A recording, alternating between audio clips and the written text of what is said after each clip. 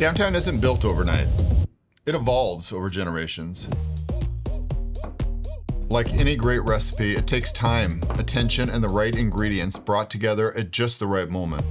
Our social economy is the flavor, the reason people show up. Game nights, concerts, hotels.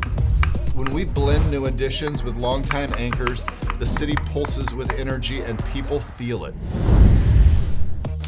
Innovation brings the heat that gets things cooking.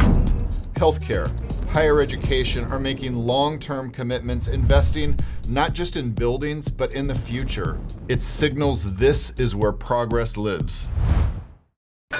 Livability is the steady simmer, the warmth that makes a place feel like home. Proximity to opportunities, thoughtfully designed parks you can walk to, schools and grocery stores in the heart of the city. It's not just about visiting downtown, it's about belonging here. A thriving city is created when every ingredient plays its part. When the right pieces simmer together, when timing and heat align, you get something bigger. Something that feeds business, culture, and communities alike. This is downtown's next decade.